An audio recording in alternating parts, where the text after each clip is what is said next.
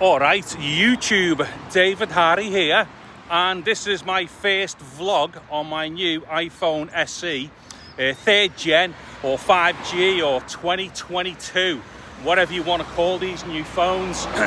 But nonetheless, this is the latest iPhone SE.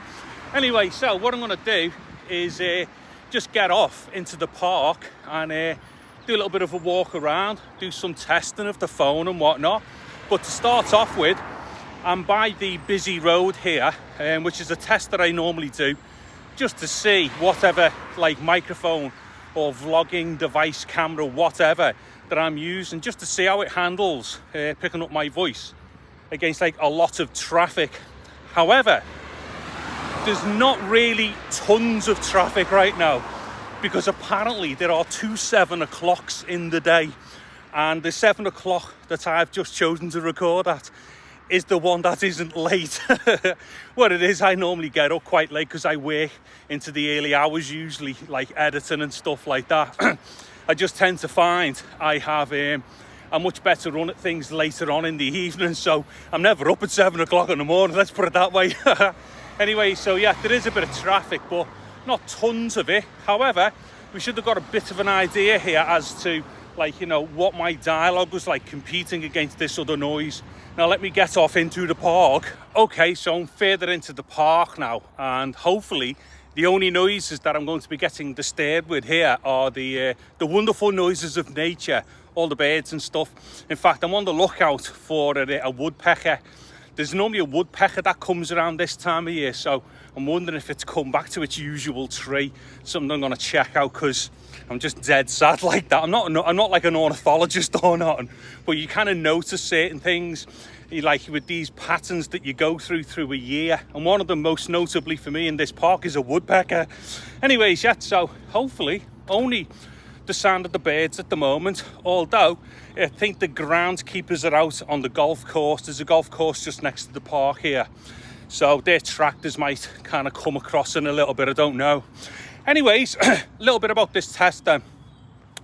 First thing is, I am not going to mess with the audio, so any audio that you hear during this video is exactly as it was recorded. I've not re-leveled and I've not kind of done like limiting or anything. So however this was recorded is exactly how it's being uploaded as. Of course I do edit the video, but I'm not touching the audio.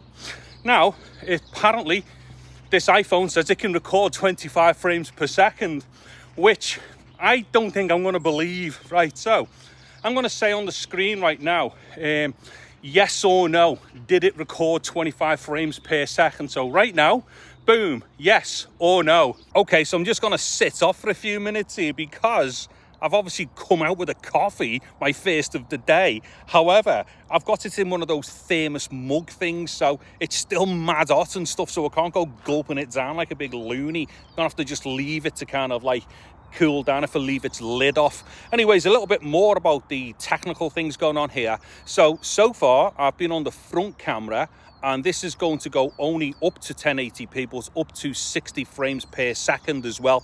So anybody who's into, like, say, shooting at 50 frames per second or 59.94, which I will imagine is going to end up being 60 variable or something like that with this phone. Anyone who's into doing those like double frame rate things for the standard recordings, they're going to be laughing with something like this. So I suppose that's really good.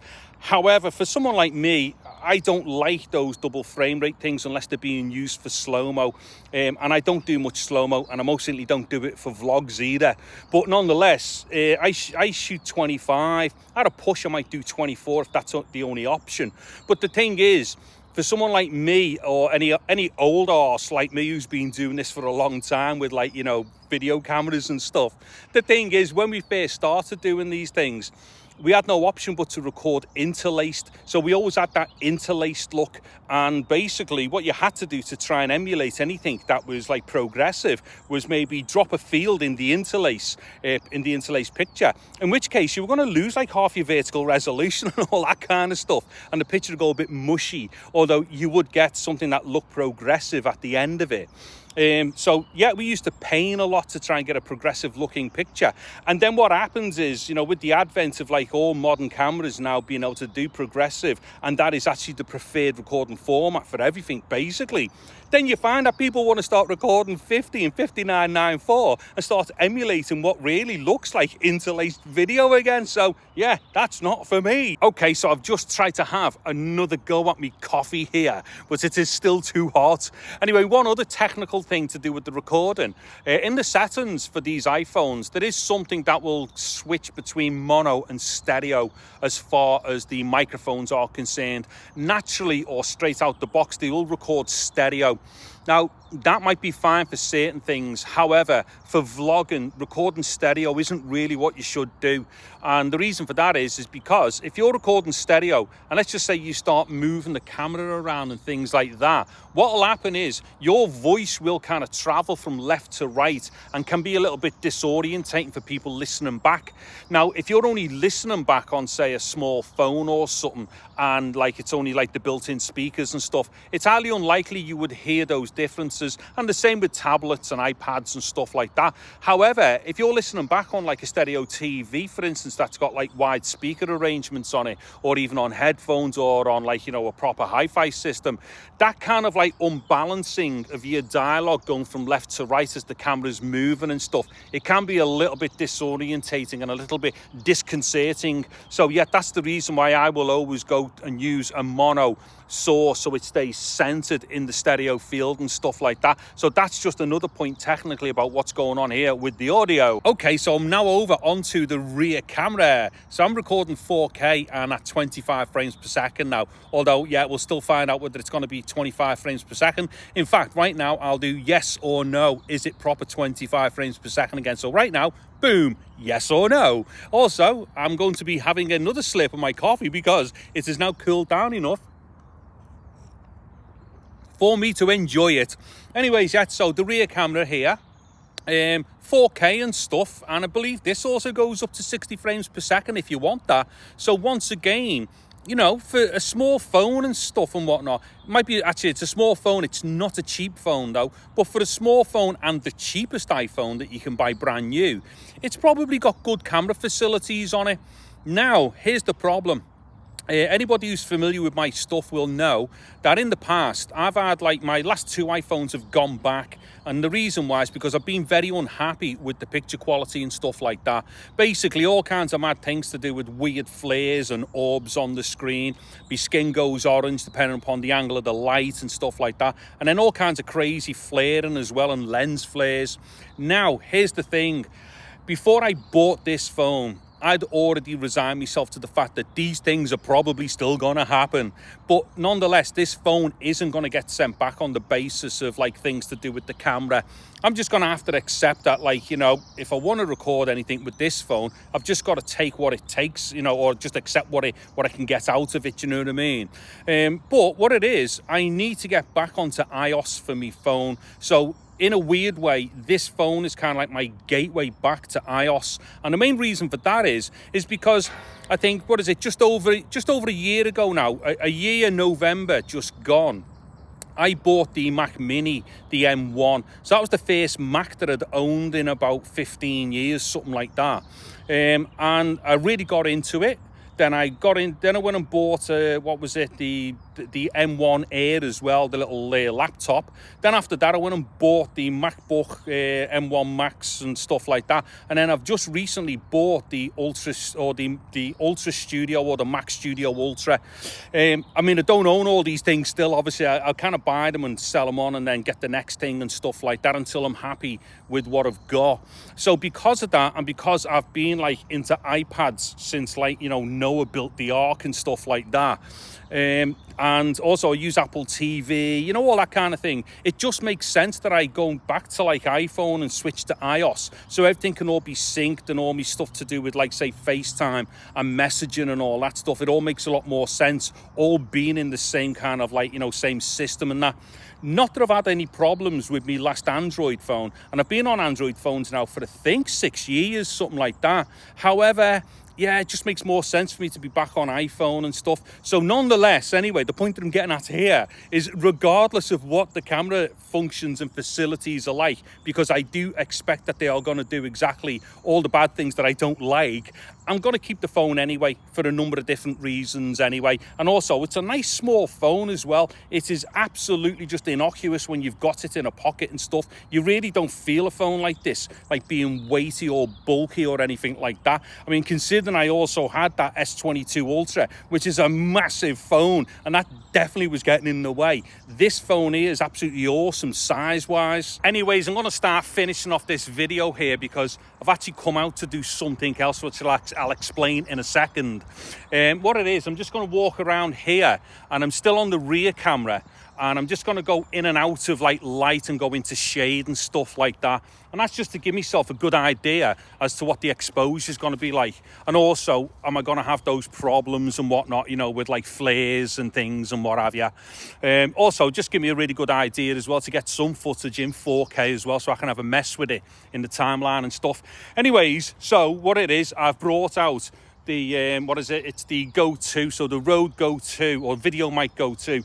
Hasn't got the right dead cat on right now, but it doesn't matter because it's not dead windy or nothing. But importantly, I'm using that weird cable that Rode do, which is lightning to USB-C. So that's going to allow me to plug the mic in digitally into the iPhone. So I'm going to see what that's all about. So at the time that this video goes up, I may actually do a very quick test video, which is going to give me an idea of what this all sounds like and stuff. So yeah, if you've watched this video and you're interested in what this sounds like, there might be a preliminary test go up straight away. However, I will do a full-blown video with the use of this microphone and specifically this cable and stuff. Also, as well as far as the cameras are concerned, I'm going to get the sun right behind me now, I think. As far as these cameras are concerned, they both use some form of stabilization. I don't know off the top of my head if the rear camera does some kind of optical or something like that, but definitely the front camera has got something done to it, which, you know, if I had to hazard a guess, I would say that that's probably electronic. I doubt very much that that's going to have optical stabilization. Whereas the camera on the back, this might be slightly optical, but even if it is optical to a point, it will definitely also have some form of processing going on to do with electronic stabilization. So yeah, that's just something a little bit about the cameras. And we may well have noticed now, with me being on the rear camera, that the picture may have been a bit more stable. It's best that had been just then because I nearly slipped over. Yeah, so it might be a bit more stable. However, it's a bit of a push to use the rear camera for me because that's full arm's length away there, and that's probably the type of field of view that I'd be into. However, usually I hold the camera there, so I have like a bend in my arm, and that's the reason why I like GoPros when they work. But this phone and the field of view of its camera and stuff, you would have to kind of hold it a bit further away. Also, as well, with these iPhones, and it happens, I think, on both sides as well, front and back, which I can verify when I look back, and you will already have seen it. The focus as well. Now, for me personally, for this front-facing vlog thing, I just want infinite focus. I don't want bokeh in it or anything like that, because I would like to have everything in the shot behind me all in focus as well. Unfortunately, that won't happen, definitely, with the rear camera. Again, depending upon light and stuff and whatnot, but it's one of those things, personal choice. People sometimes want to use like bokeh and tons of it and all the rest of it, but for me, depth of field and stuff like that, I don't want to be playing with anything like that in shots like this, because I would rather have everything in the background all visible, you know, for the selfie vlog type thing. Also, as well, I've just realized I should have done a test shot so I knew exactly where to place myself in the frame here, because obviously I can't see myself as I'm doing this. Hopefully I'm not either chopping my head off, or hopefully I'm not too low in the frame either. Anyways, I think that'll probably do it for this video. So let me know in the comments below what you've thought of it, how it looks and all that stuff. And don't forget, nothing touched with the audio. It is as it's gone up, and nothing touched in the picture as well. It was just chopped up and uploaded. Obviously I will put like a title somewhere or something like that, but no messing around with the picture, no messing around with the audio. This will give you a really good idea of exactly what this phone is like for its, like, you know, its most basic out of the box kind of like settings and how they kind of like perform. Obviously you can do a lot more with their dedicated apps and stuff, but this has been just the normal internal app and stuff, the Apple camera app or whatever it's called. Anywho, I'm going to get off now and test this thing to see what this is all about. So let me know in the comments what you've thought of this. I'm David Harry. Thank you very much for watching this video. Take care and goodbye now.